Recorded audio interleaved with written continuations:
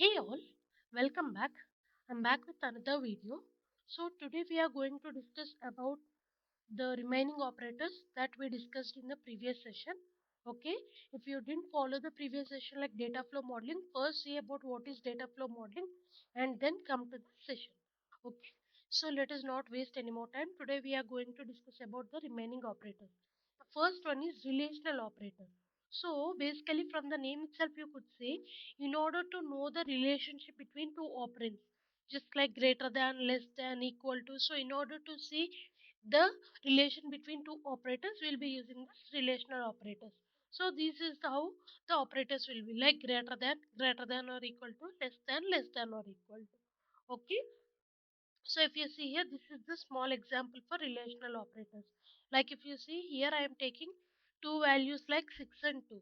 And then I am performing the operation. The first operation is I1 greater than I2. Okay, 6 is greater than 2 obviously. So that is why the output will be 1.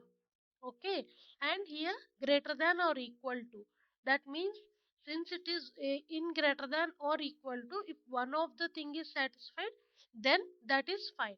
So here the output for this is also 1. Okay, and for this, since it is not less than I2, so that is why the output is 0. Okay. Similarly for this thing also like 2 and 6. Okay, that means I have flip-flopped the values. So for this what will be happening? This will be 0 and this will be 0 whereas this will be 1.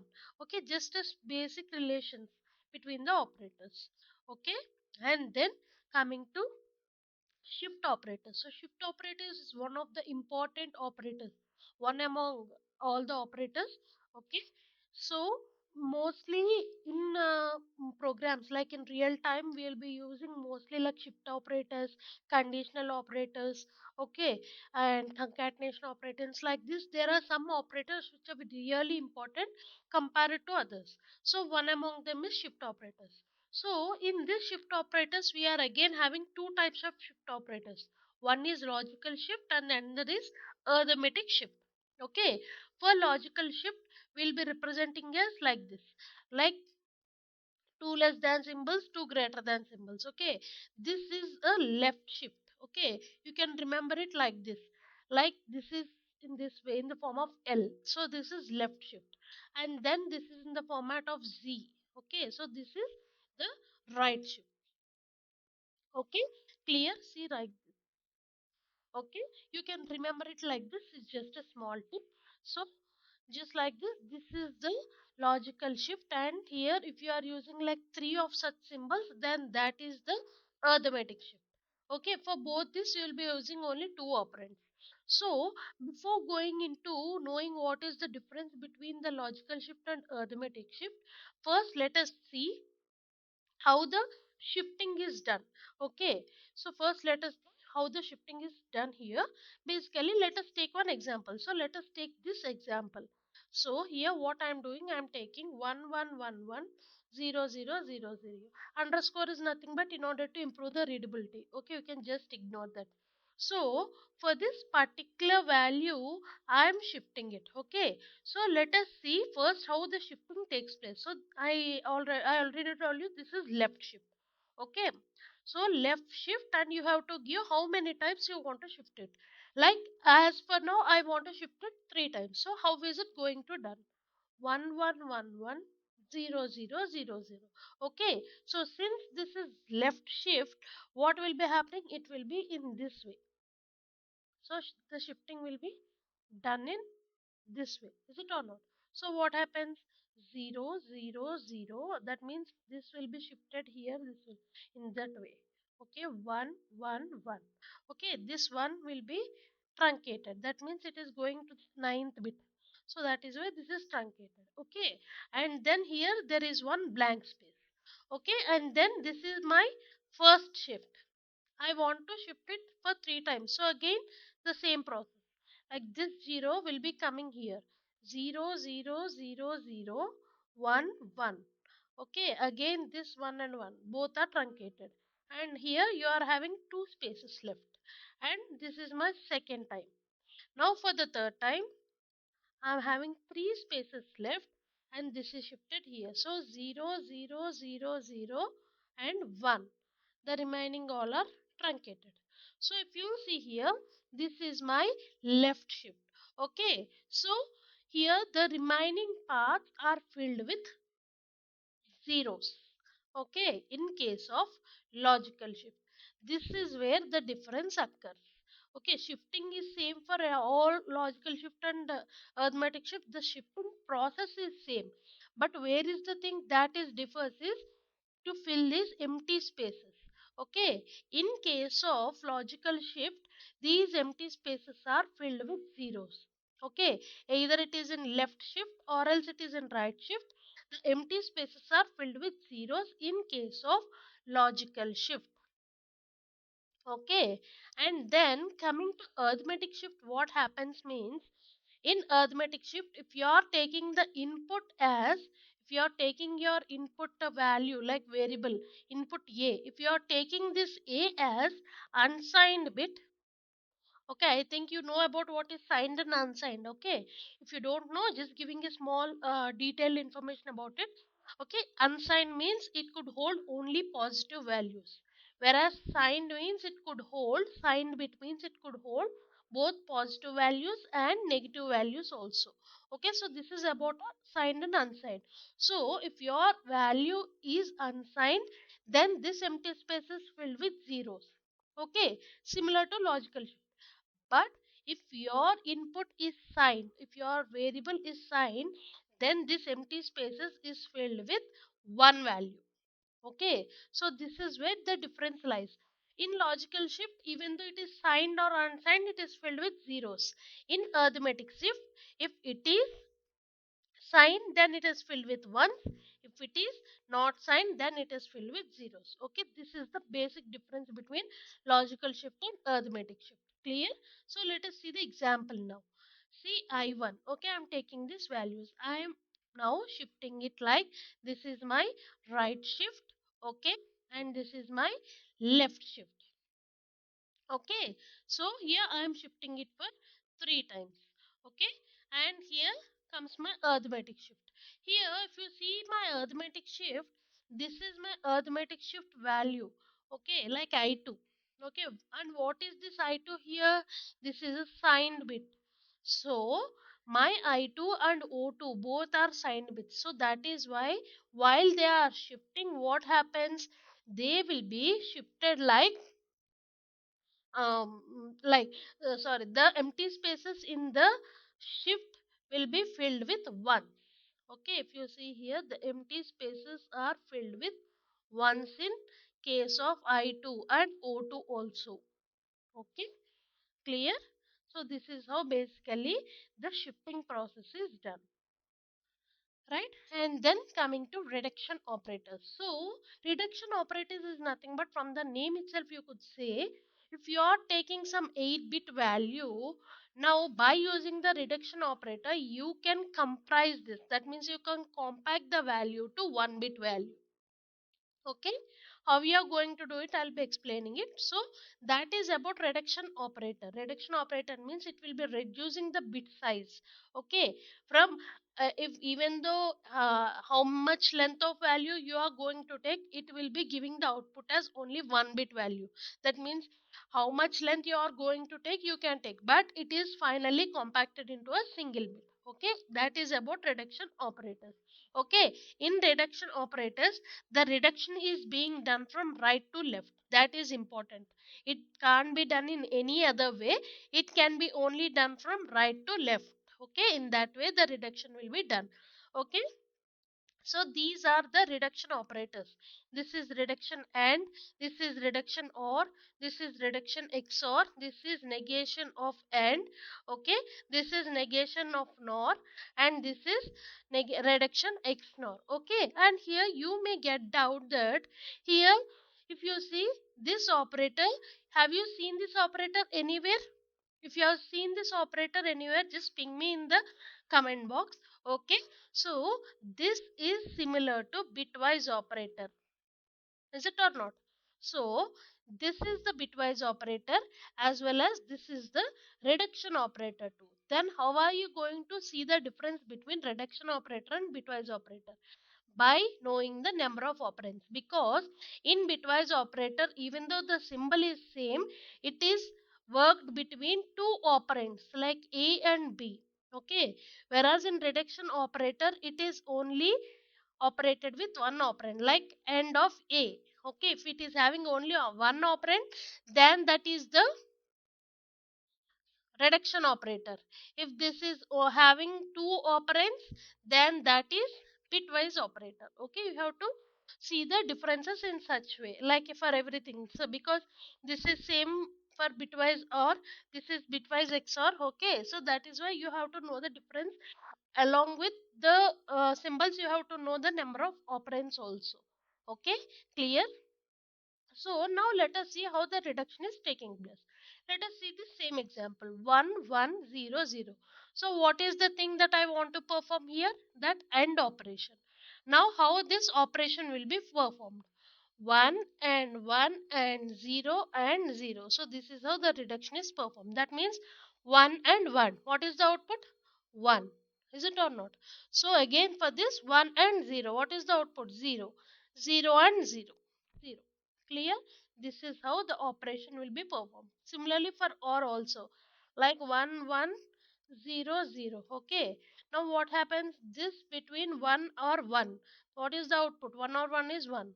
Again this from with this output you will be ORing this 0. 1 or 0. 1. Again 1 or 0. The output is 1. Clear? So this is how the reduction. That means you are compacting this entire 4 bit to 1 bit. In the similar way, you can take any size like 16 bit also, you can reduce it to 1 bit by using reduction operators. Okay, so this is the example for this. Right, see 6. If you see what is the value of 6, it is of 4 bit. Okay, 0 1 1 0. This is my 6.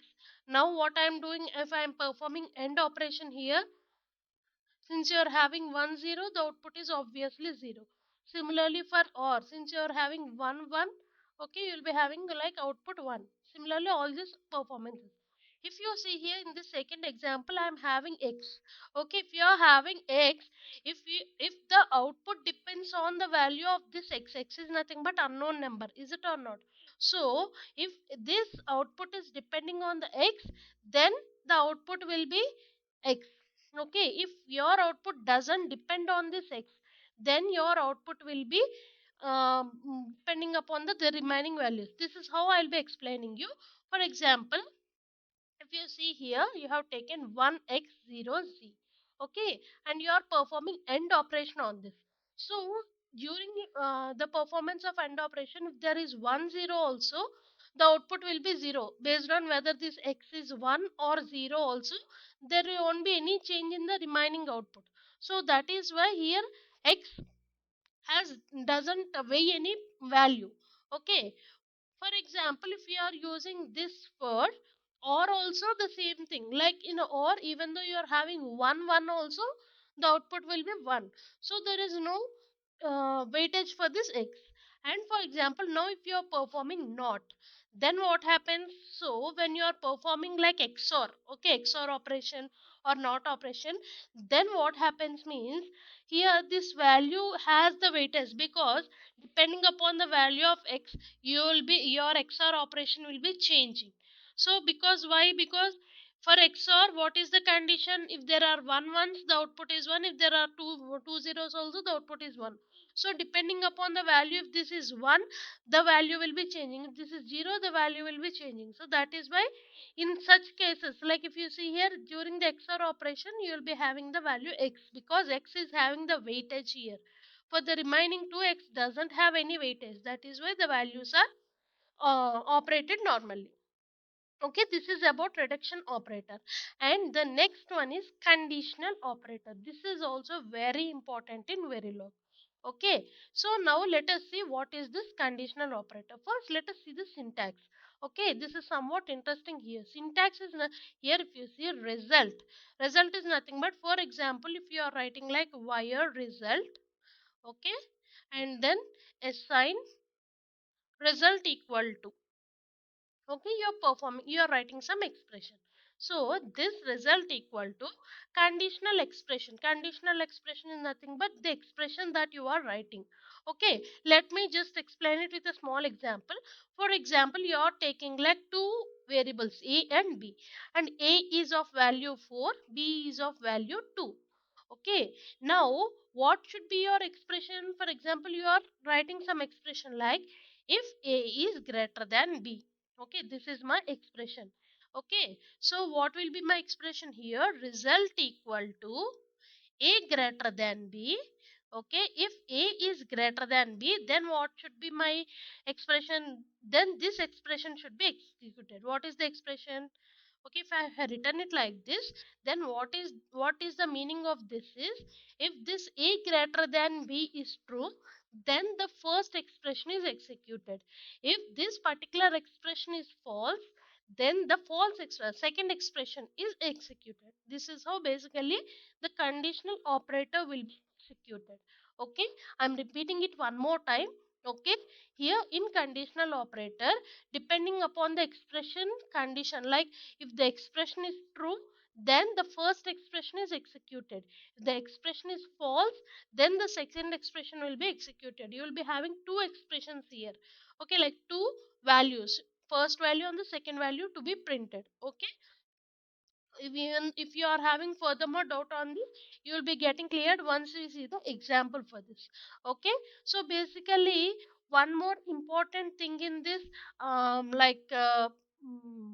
conditional operator is that, so basically you can concatenate, like you can combine the conditional operator, you can write the nested conditional operators also. That means you can write one conditional operator within another conditional operator. Okay, you will be seeing it in the further sessions. Okay, so here let us see the example. See, I am taking two values like 6 and 2. Now what is the this is my conditional operator. Okay, if you see here, I1 greater than I2, this is my condition.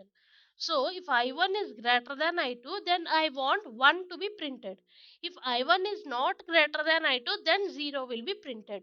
Since I1 is greater than I2, if you see here, the result is 1.